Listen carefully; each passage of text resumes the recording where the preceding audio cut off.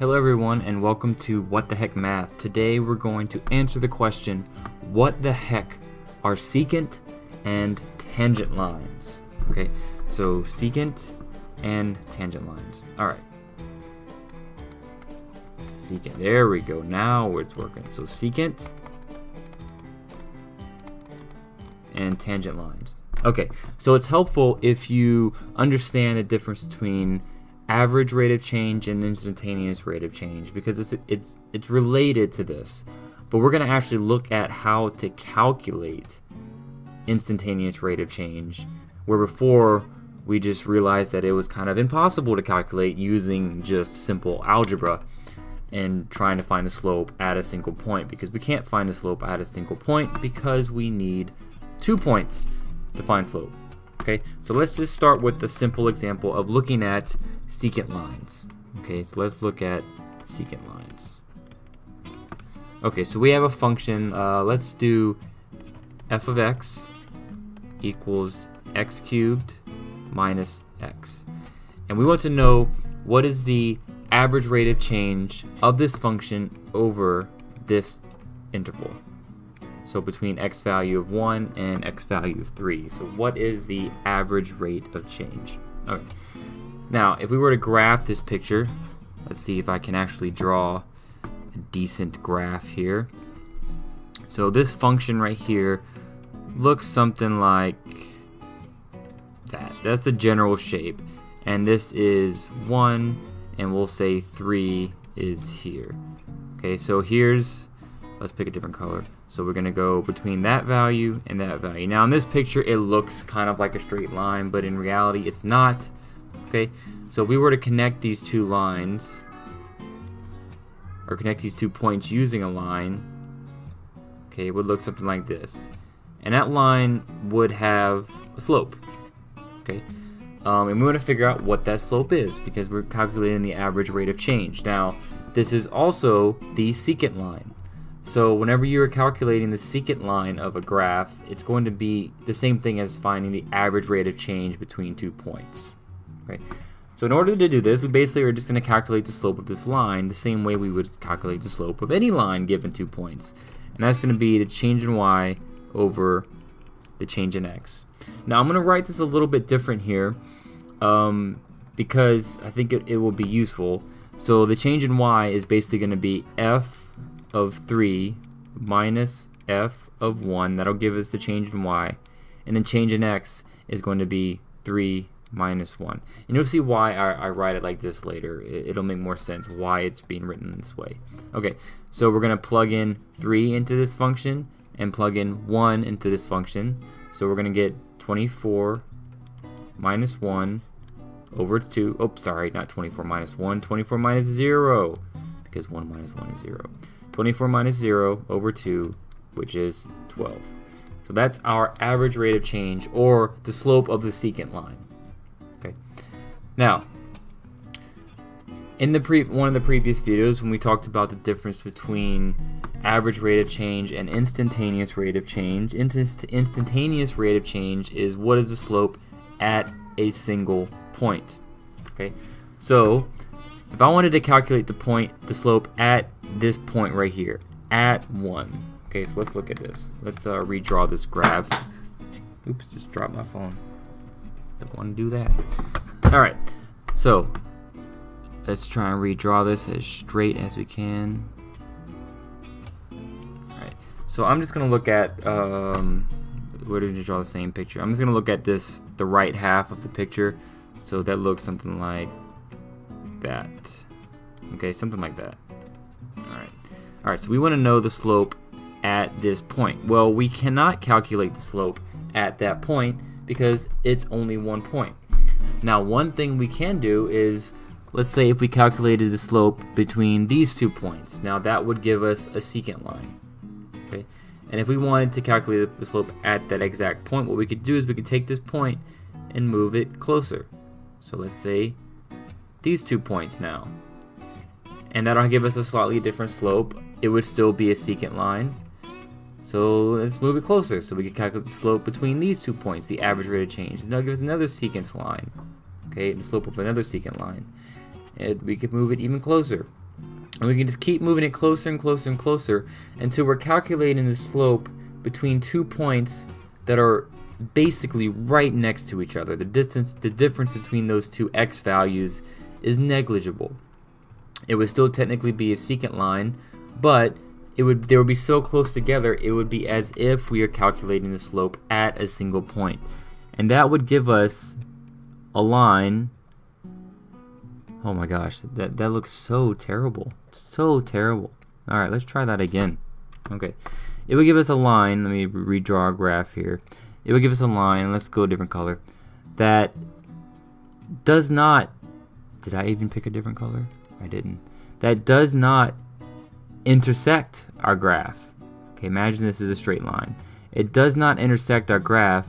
It just touches our graph at one single point, and it has the same slope of the graph at that single point.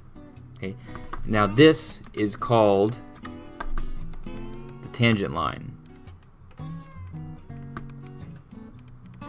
Okay, so it's very similar to the secant. Secant line goes through 2 points, tangent line 1 point on the graph. Okay, and it doesn't intersect it. So let's figure out how we would actually do this. How would we actually figure out how we can bring these close together? Okay. Now, first thing, let's do this. Let's generalize a formula to calculate. Okay, so let's say we have some function here. All right. So we're going to generalize a formula. Let's say this value is a. Okay, so a. That x value is a. And then we have another x value over here. Okay, and then so we have these 2 points that are on that graph at those x values, and we're going to calculate the slope between these 2 points. Now, instead of giving this another x value, what I'm going to do is I'm going to look at the difference between these two x values. Because after all, when we look at the equation for a slope, this delta x is going to be what this is. So this is going to be delta x.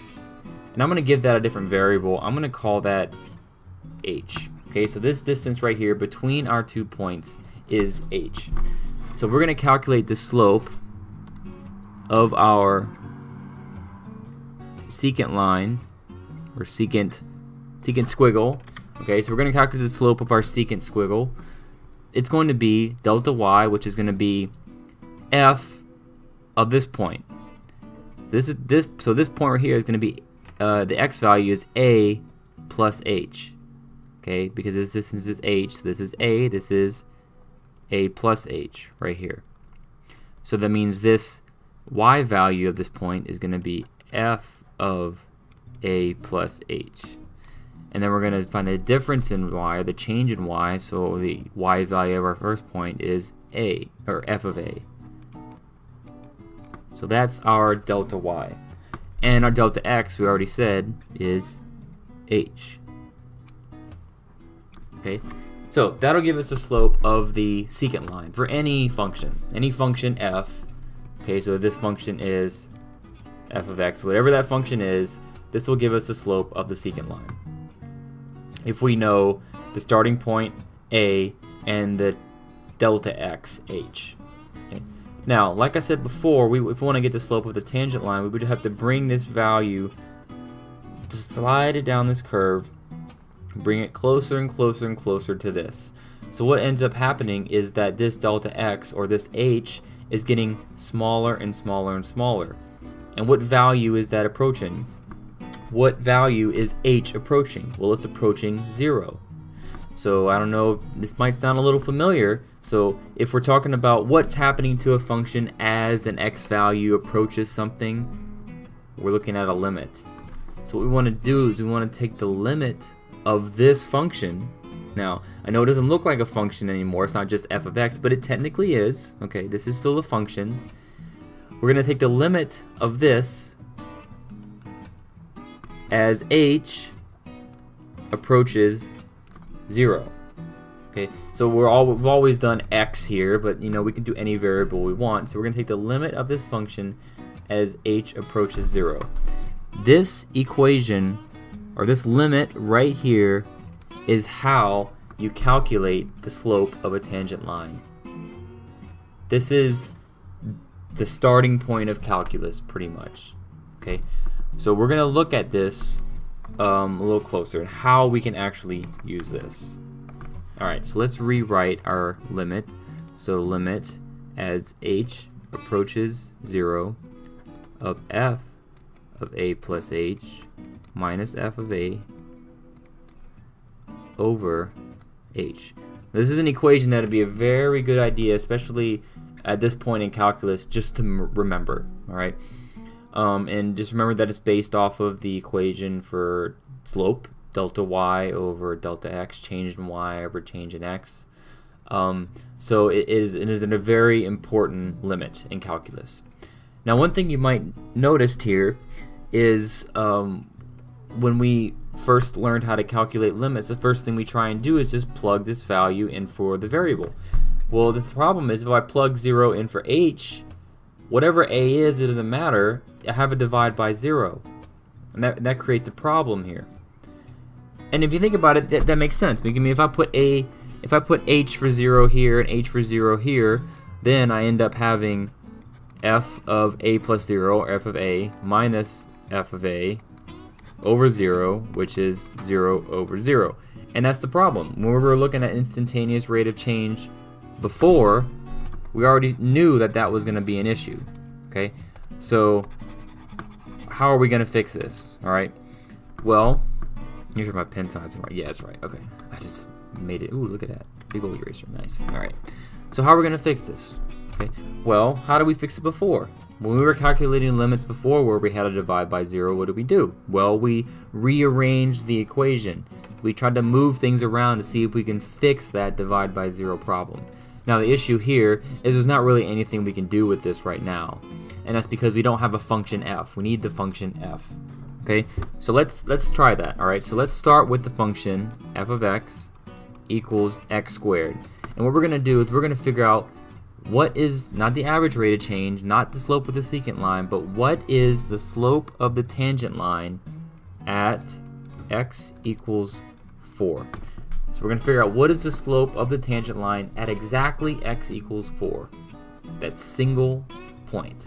Okay, so x equals 4, y equals 16, because we just plug 4 here and gives us the y value. Alright, so now let's figure that out. Okay, so we're going to use this limit here. So let's rewrite this limit using our equation for f of x, which is x squared. Now, a is our point. It is our x value where we're finding our slope. So in this case, it's 4. So I'm going to rewrite this. First, I'm going to rewrite this and replace a with 4. So limit as h approaches 0 of f of 4 plus h, or h plus 4, doesn't matter, minus f of 4 over h. Now this is not in a place where we can do much with it yet still, because the next step is instead of writing f of 4 and f of 4 plus h, let's replace it with our actual function. So limit as h approaches 0. Now f of 4 plus h means we're going to take 4 plus h and plug it into our f function, which is x squared. So we're going to have 4 plus h squared. 4 plus h squared minus, and then now we're going to plug 4, so 4 squared, 16 over h. Okay, so we've plugged everything in. We got rid of our a.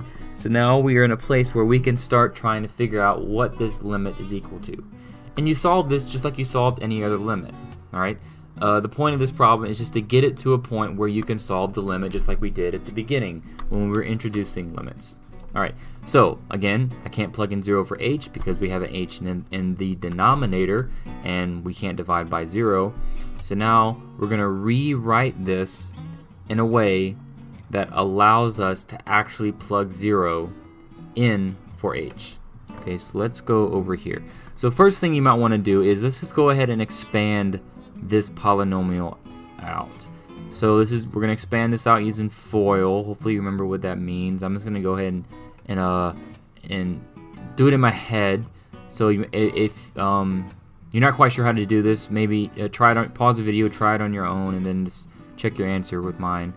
So we're going to copy our limit here, and so that's going to be 16 plus 8h plus h squared, then minus 16 over h. Alright, now here we have 16 minus 16. So those two things cancel out. Okay, so now we're going to have limit as h approaches 0 of, I'm going to put the h squared first just because I like that, but you don't have to. Now what you're going to notice about solving these kind of problems is this canceling out that occurred here is basically a gift, essentially. I mean, it makes it so you can solve it. Almost all of the problems that you solve using this kind of limit somehow are going to cancel out magically to get to a point something like this, and some form of this, and it might be completely different looking, but what this is we have h squared plus 8h, and we could factor out an h there. So then we're going to have h times h plus 8 over h, and now you see what happens, the h in the denominator now goes away. So now our limit is, sorry, this starts looking like an n, but it's an h. The limit as h approaches 0 of h plus 8. And now we can plug in 0. No problem. It doesn't give us any issues. So our solution is 8. That is the slope of the tangent line of x squared at x equals 4. Now you can solve a lot of limits in this form going through the same process. Some of them might be more complicated than others, but essentially what you're doing is you're using this limit for any function. X squared, x cubed, 1 over x, x plus 3, x squared minus 4, doesn't matter, okay? You're going to use this limit for any function, replace the a with the x value of the point where you're finding that tangent line, or the slope of that tangent line. So in this case we put 4 there. Replace f of whatever with the function you have. Simplify so you can get rid of h in the denominator, and then plug in 0. Alright, thanks for watching. Hope this was helpful. Please give it a thumbs up if it was, thumbs down if it wasn't, subscribe if you want more, and I'll talk to you next time.